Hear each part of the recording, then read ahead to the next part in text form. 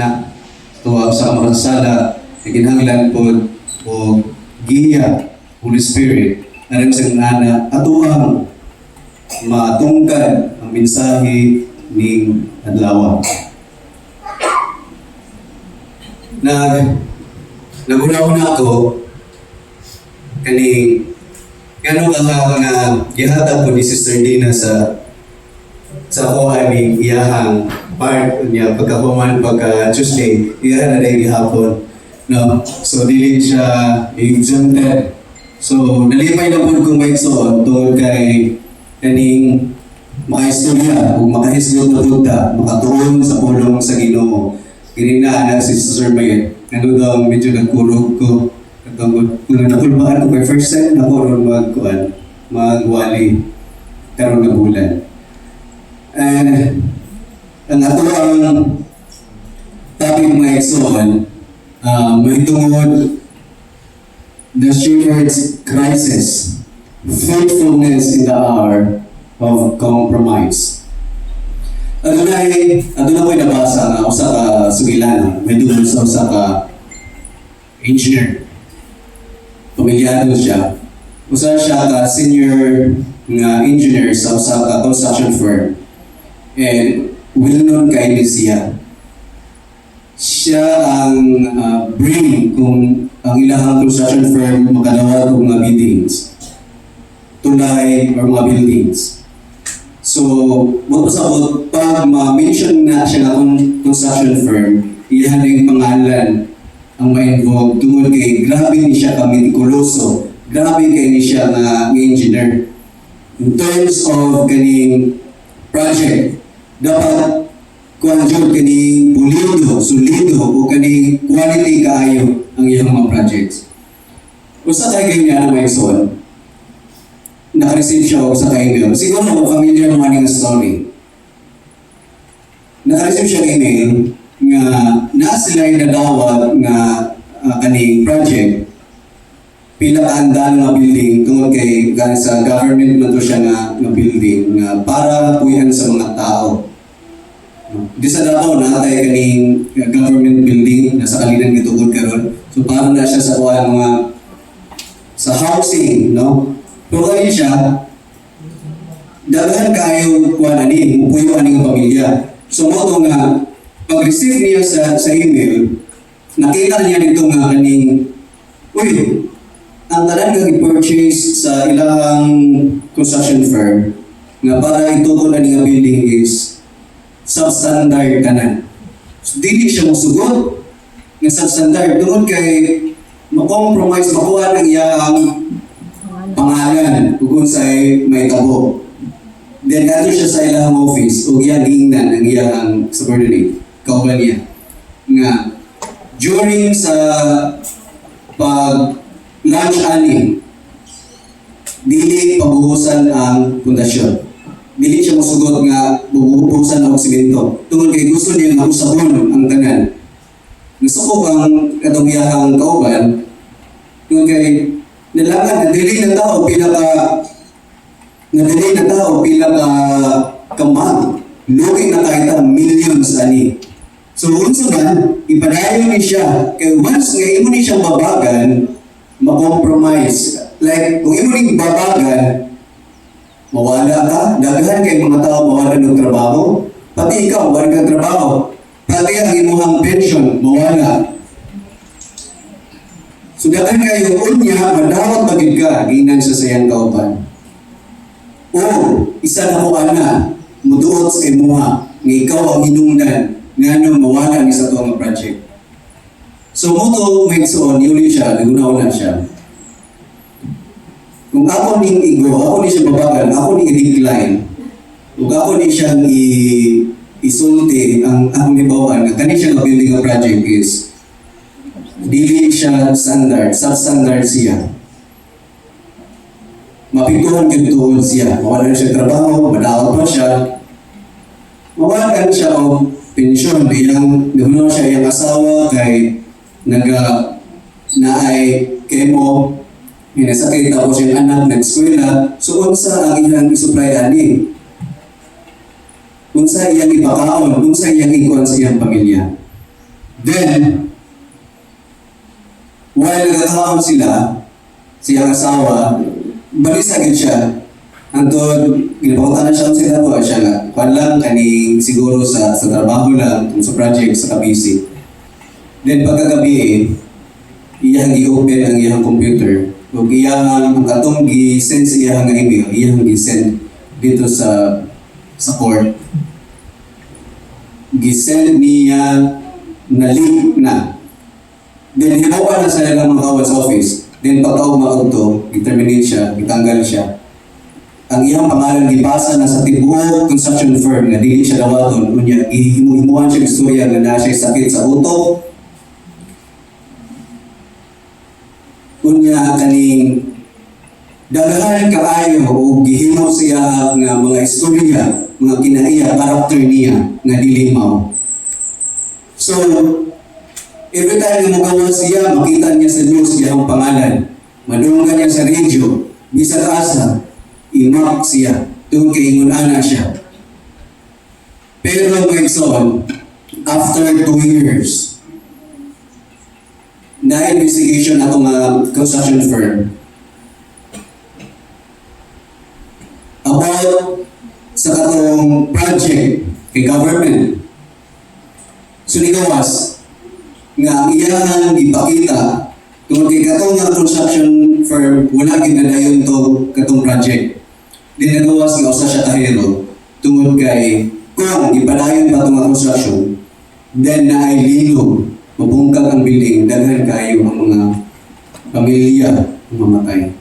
Daghan kayo pamilya ang mawala. Tungkol ato, wala na yung project.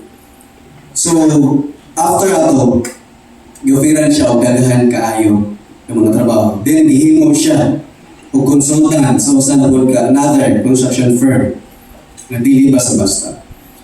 Katong time nga gabi, nagsisya ko na, katong time ang compromising. Either iya bang piliyon, iya nangunaan ang time nga katong during sa iyang own thinking as an engineer. Ang bahid sila pag-oath, mag-promise nila nga ilang protektahan ang ilang trabaho, tanang mga tao nga sunod sa ilahang kurso. Umoto iyang ipadayon. Ang atong topic, the serious crisis and faithfulness amidst compromise. Nindot kayo ang kaning ato ang bulan karon tungod kay mapulang ta nakahuman sa ato ang National Youth Camp, Led to Lead. Natawag alam sa tanan, mga kaigsunan, sa tanang mga katawhan nga mag-lead. Asa na to sila lead? Asa na to sila lead? Asa na to sila dalon? O asa padulong? Sa tugay-tugay na ito, nga nangalagad mga igsoon, asa nakahata sa ato ang paglakaw karon o asa nakahata sa atong pag-iya sa atong mag-usa ka pamilya, miyembro sa atong pamilya, mga kabataan, mga kabatanunan karon. Learn the lessons of obedience to duty, faithfulness in every station, from the most lowly to the most exalted, train every power for highest service. The perilous times actually kung ako ning Gramaison nga topic like siguro mura po ni siya o camp meeting nga topic pwede nga gahana pero i-juice ato lang yung i-juice tungod kay broad man gini siya na topic. Then I divided it into 5. First is the perilous time. Second is the drift toward worldliness. The third is the lack of leadership. The fourth is the consequences of mentoring failures. And the fifth, a call to reformation. Reflecting on being called by God prompts us to consider our courage to speak out when needed. The challenge lies in choosing to act rather than remain silent while the world calls for our voice. This reflects Reflection serves as a guide as we explore the perilous time mentioned in the scriptures. Kaning magbasa ganito, mag-open tawag kaning Facebook sa atong panahon karon. Kaning lami gyud kayo gani magkapil-apil og taman kaning sa politics. Kaning makita nato nga na mga compromise na mga leaders nga kaning feel nato nga kaning grabe nang oppress, grabe ng pagdaw-daw, unya napoy nakabalo na, pero ganong compromise like sa Congress. Kabalo sa tinod, si Sara, si Vice President, dili siya yung na, pero ganong ni-support, ganong ni yes, ganong ni gusto ni-impeach. Compromise. Sa itong panahon muna siya. Kung usa sa kalibutan, sa itong iglesia possible, inguna na po. Tungkol kay Dua, manjun na siya. Permente.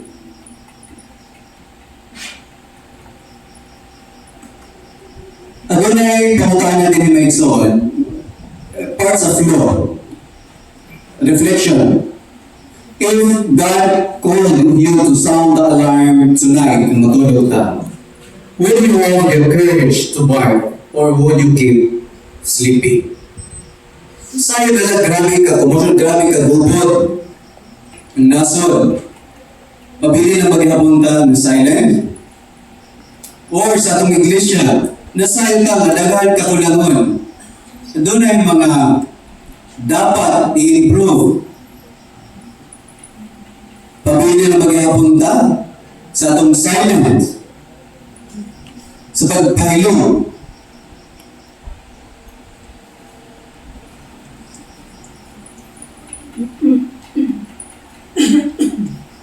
The first signs, the Bible does not hide the reality of the last days.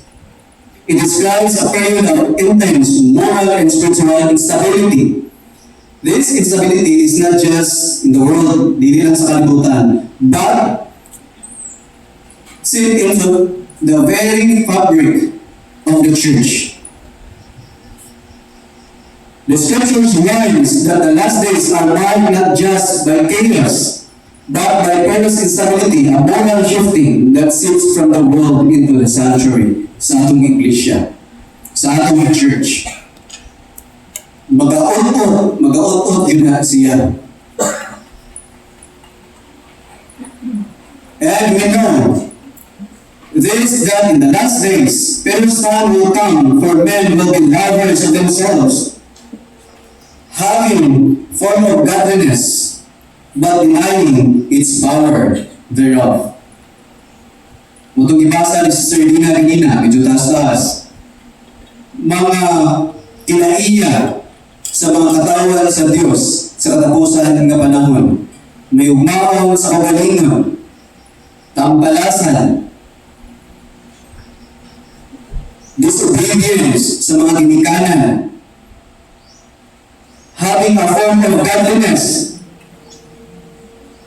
kanaganing masabi kayo ng pagkatod ng sementeryo, mapuha ani pansyon doon, marble man. Pero ang sunod kung sa mga buko, kalabira. Usahay, ingunana,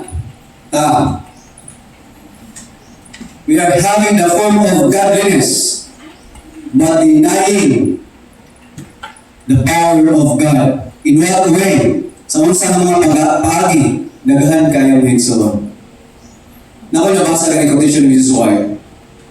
How we deny Christ when we walk against or contrary to His will. When maka-atter ka o mapulong nga dili uyon or dili haon sa iyang gugma. The fruit of the Spirit is love, joy, peace, long-suffering, gentleness, meekness, goodness. If wala ka na Higsoon, we are working against the will of God. We are crucifying Him again.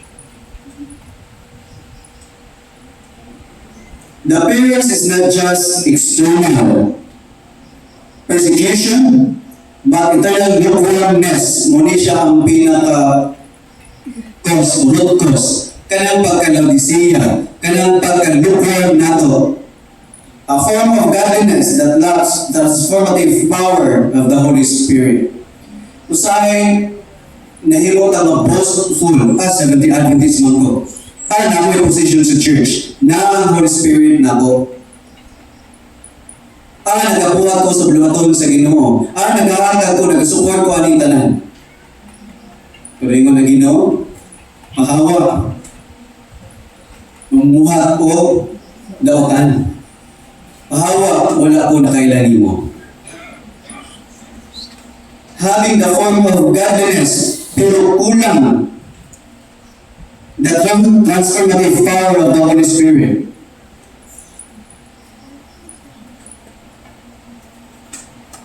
Make a charge against the enemy. Your efforts are too tame. You need more force in your labor. Else, you will be disappointed in its result. There are times when you must make a charge against the enemy. Nakita lang to. Ang atong kaaway. We are living in this perilous time and we need that grace that will make us valiant in fight, turning to the flight of the armies of the aliens. Ingon si Mrs. White. Dear brothers and sisters, you need more faith, more boldness and decision in your labors. You need more push and less timidity. Our warfare is aggressive. Your efforts are too tame. You need more force in your labor, else you will be disappointed in its result. There are times when you must make a charge against the enemy. Kinsa atong enemy? Kailan ba tao kinsa atong enemy? You must study methods and ways to reach the people. Go right to the thing and them and talk with them. Let the people understand that you have a message that means life, eternal life to them if they accept it. Usahay, we can easily judge a people, a person. Ingon ana na siya, dali na kaita, anak may soul.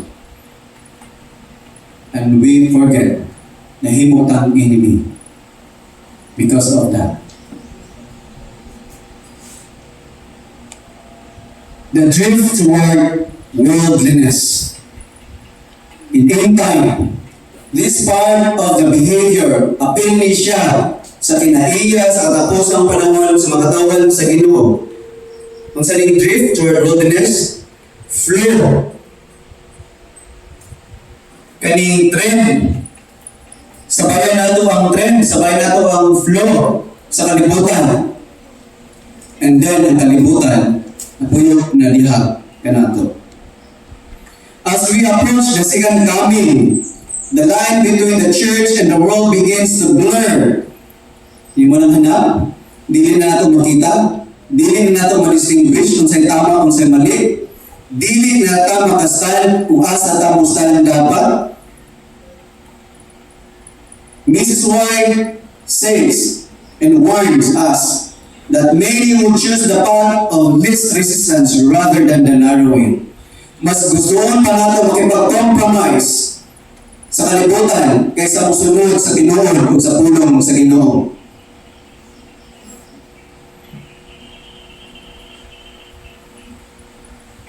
Katong sayod ka, ingon ko, kung dili man ko papasaron sa school tungod kay wala ko nag-exam, i-absent ko og 1 week. Naay mga requirements, naay mga uban pa nga ginapabuhat sa school nga wala ko, ug dili na ako kaya mag-comply except sa mag-exam, special exam. Then ingon ko, Lord, this your work. Na-commit na ako first sa imo nga tungod kay nagtuo ko nga ang mag-end ang klase is wala pa yung camp. Then na-change ang administration, i-move ang closing sa school. Then na-move with ang final exam. Then yun ko patayon, absent, yapon, dili mo exam. Then ang Ginoo, He is faithful sa kuha. Tungod kay naka-final exam ko, Katulang, dinuban ng mga requirements, wala na ko na mo. Pero praise God, kigatagan hapon ko niya o kani makatarunganon kaayo o reasonable kaayo ng grades. Compromise. Dili nato i-compromise ug unsa sa kalibutan ug unsa ang para sa Ginoo. The spirit of prophecy, the world is filled with its evils, and the gospel is so often presented in so indifferent a manner as to make but little impression upon the consciences of the lives of men. The gospel is often presented in so different a manner as to make little impression upon the lives of men. Denial of separated life. Ibasa ni ganina sa 2 Timothy 3, 1-7. 1-5 to ganina, pero additional to 1-7. Where believers no longer stand as a distinct people, but adopt the habits and mentalities of the unregenerated. Kaya, demarcation line, holy and profane, balaan o dili balaan, asa tang hustan, asa ang ground. Usahay na mix na nato, isa sa reason na ibutang lukewarm tungod kay wala na nato ibutang ang demarcation line between holy and profane things. Wala na nato ibutang ang demarcation line ug asa ta dapat ug asa dapat mustan. Isiparin nato ang atong kagalingon sa kalibutan para sa iglesia, para diha sa Ginoo. Our mind must be prepared to stand every test and to resist every temptation, whether from without or from within. We must know that we believe as we do, while we are in the Lord's side. The truth must keep watch in our hearts, ready to sound an alarm and summon us to action against every foe.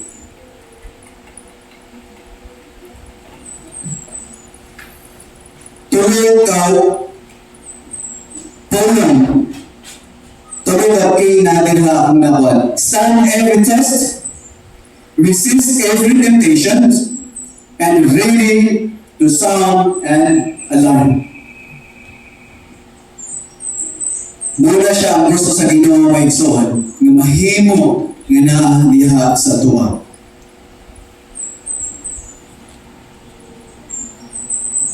Ikatulo na point nga sa topic, lack of leadership. Diha sa Isaiah 56:10.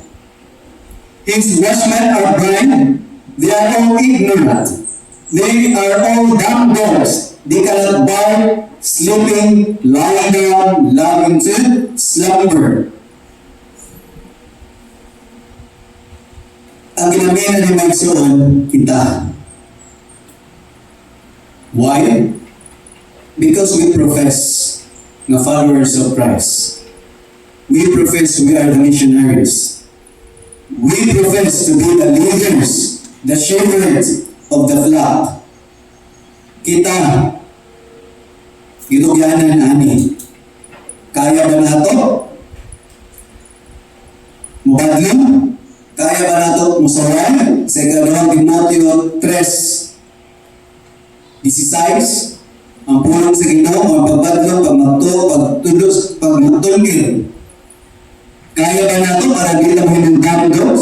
Nga nakita nato ang kakulangon sa iglesia, nakita nato ang kakulangon sa itong kaigsunan. Dili na lang ta pwede mo istorya, tungkol kay mahadlok ta. Compromise.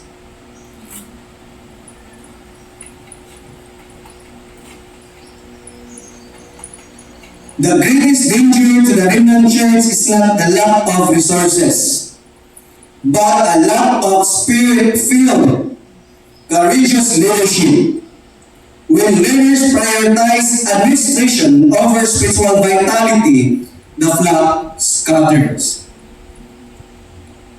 Nakaremember ko during sa meeting sa board,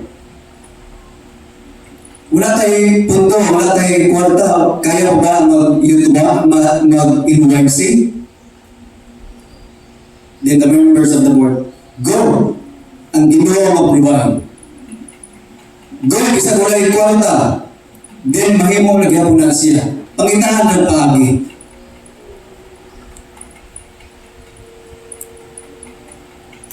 Courageous leadership. Makita nato asa ang priority, unsa ang i-prioritize.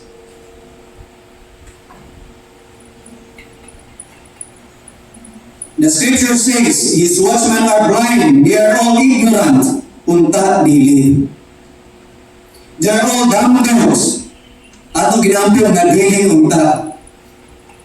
They cannot bark, unta bubark. Tungod kay Isaiah 58, cry aloud, spare not, lift up thy voice like a trumpet, and show thy people their sins. Kung sa atong kakulangan, kung badlo mo bata, masakinan ta, kung naabay, may istorya sa to para ma-uplift ta, ingon ana bata, because we love, loving to slumber. Gusto lang nato, go with the flow. The leadership crisis in the end times, there is a risk of leadership becoming unregenerate in their approach, holding the forms of godliness while denying the power of Christ's blood. The spirit of prophecy, and Mrs. White said, some leaders fear to correct or revise the message for fear of upsetting the believers, leading to a duality of authority rather than a firm stand on present truth. Mga igsoon. Administrative versus spiritual vitality.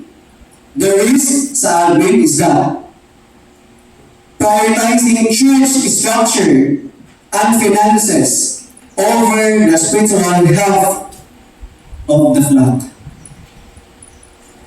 Remember ko, one of the missionaries sa Luzon, na-apply siya missionary, ingon dayan. Pag-missionary ko, pila ang akong sweldo.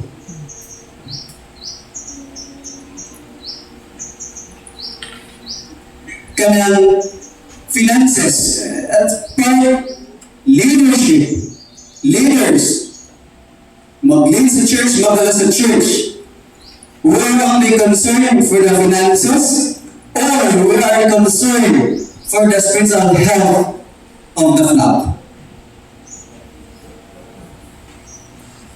About the power crisis, holding forms of righteousness while denying the power of Christ's blood.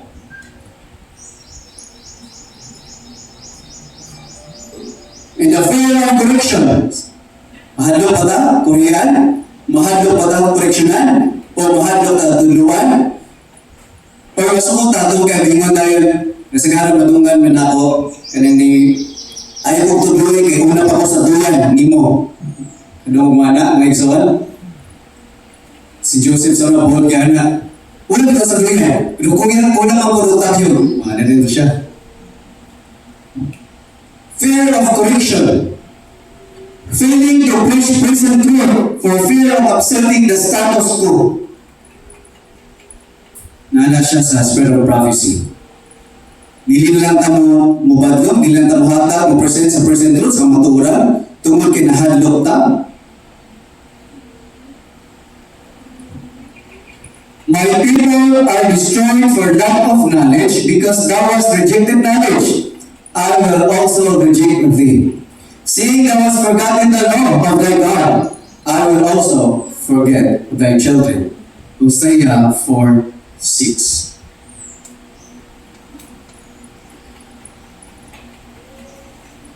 Because thou hast rejected knowledge, I will also reject thee. Seeing thou hast forgotten thy law of thy God, I will also forget thy children.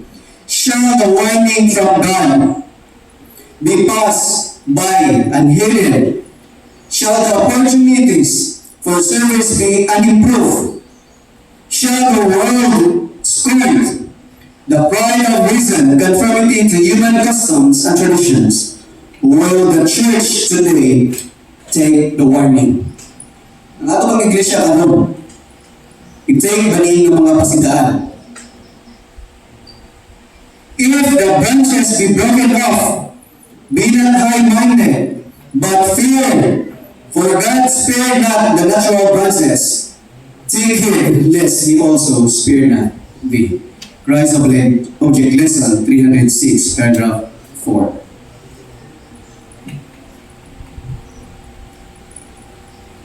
The generational gap mentoring failures. There is counsels for the church. 141, paragraph 7.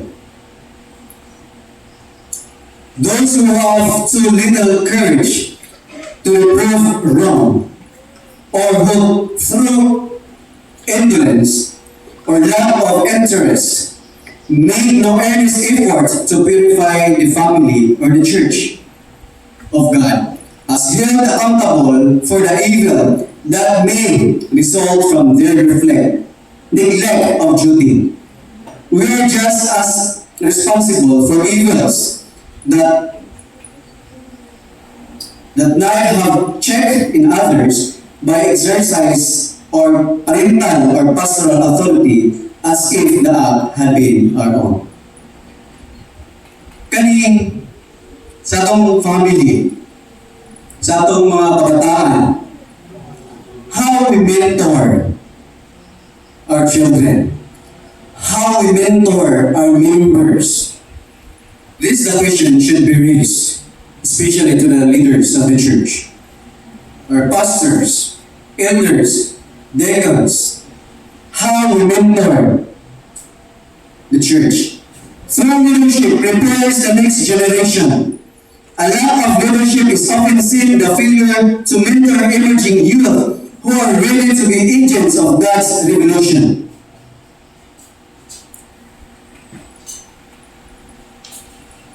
Growth without youth is zero. Just imagine if this church walay youth kung saan. I remember Pastor Aguinaldo, so iyang message. Ni-visit daw siya kung sa church. Puro mga tigulang ang naakanan dito. Then, madungog niya ang kanta, siyempre mga tigulang, wala na tayo mga ngipon. Ingon pa dito sa kanta, hindunggan mo ba si Kristo nga nagtangag o kaldero. Nagkatawa daw siya, dili man siya nangakuan, pero kung tigulang na ang tanan na sa church, maglisod daw pronounce, maglisod daw bigkas, istorya sa mga pulong nasa, kayo nga, puro mga tigulang lang ang nasa church. Then, mawali sila. Kung ang church, wala na yung mga batanunan, mga lipay kayo, kay journey sa youth camp, dahil kayo mga batanunan.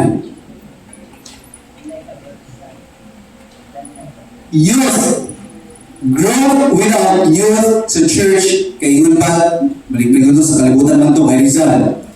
The youth is the hope of the nation. But, sa itong panahon karon ang youth, mo pag naka-remember ko, nag-istoryahan na yung mga youth ba during nagkakaon. About, maka-remember sila. 10 years from now ba, kung sa kahang church, ingon pa sa kayot nga, si Kuan, mamatay na siya, si Kuan, wala na. Kasi pinatanaw nila ang age bracket ba? No, wala na sila. Pagkapos sa panahon, 10 years, 15 years from now, wala na sila. Nagkita na mag-lead sa church. Mga example, mga leaders sa church, how we mentor our youth today?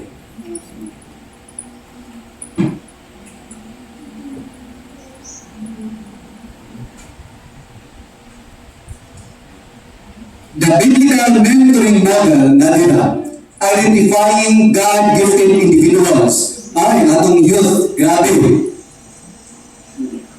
Grabe ka mga talente. Magamit yun siya. Sige siya. All about passing on present truth. Nakabot sa mga patulungan nga lalong na sa iglesia, kasabot ba ka sila?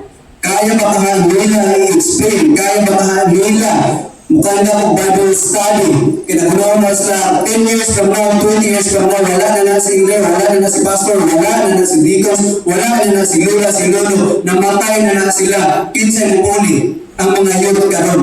Then ka ng mga youth karon, na-prepare ba sila para mag-Bible study, para mag-mensahe? How we mentor them?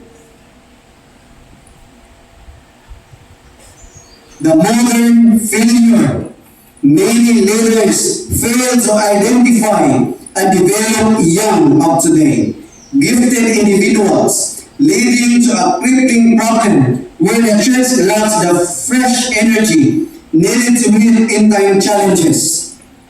Gamay lang gani kayo nga pagsulay, ingon tayo depressed. Gamay lang gani kayo kasama, dayon laslas. Gamay lang gani kaayo nga issue, breakdown na dayon. Is that the way we mentor our youth of today?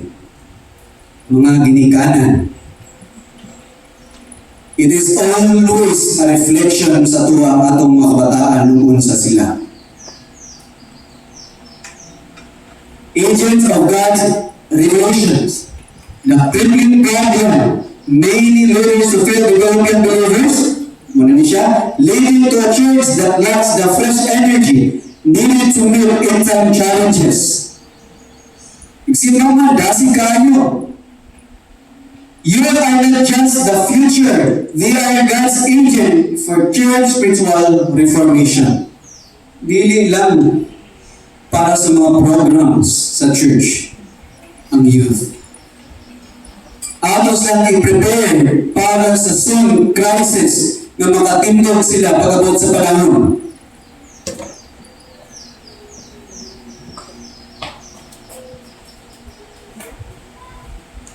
Engaging young believers is crucial for growth as many leaders find mentoring challenging result in stagnant churches. Stagnant ba ang church? Maka-remember ko, may nag-visit yung wala ba nidagahan ng Royal Valley? Pag-alin na mag-isa ng mora, kung gihapon din. Kaya ng mora gihapon. Youth bring energy and fresh perspective, serving as essential change agent. Investing in their development benefits both the present and the future, emphasizing the need to encourage and empower them as a key players in God's ongoing revolution. Warfare, pati bago, pati bisog sa ating iglesia sa mga labot na panahon. Do not expect an important position if you have neglected to train and discipline yourself.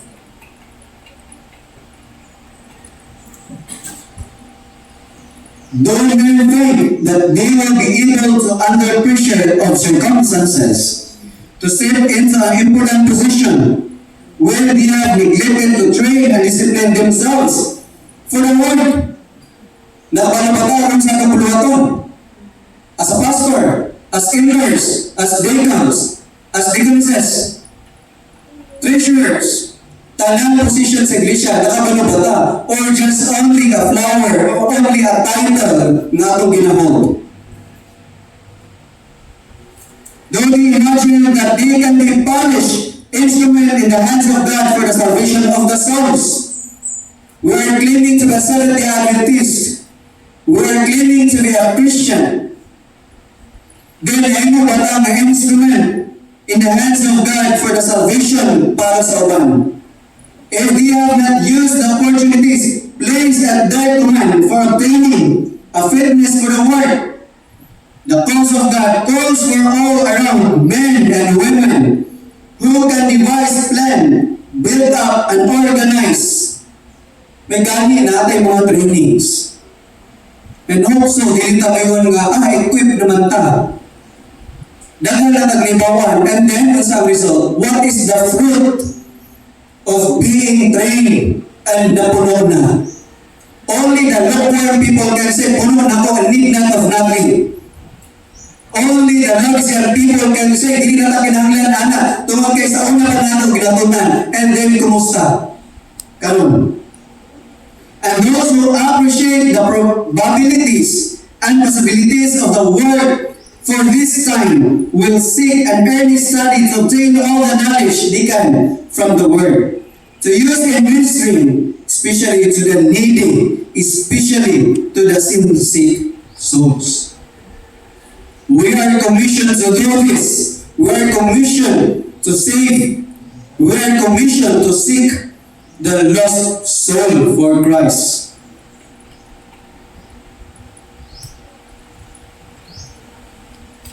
I call upon who have united in the course of action that is wrong in principle to make a decided reformation, and forever after walk humbly with God.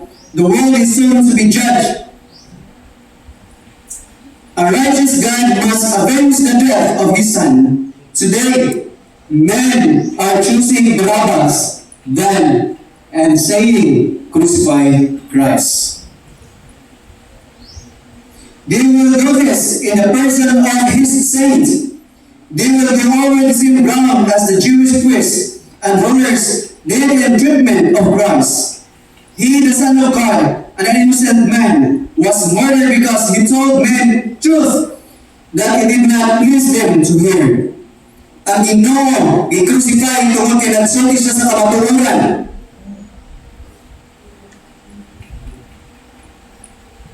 Yet he was the Son of the infinite God. Kita ba, mahal mo tayo i-crucify because we said and we tell the truth.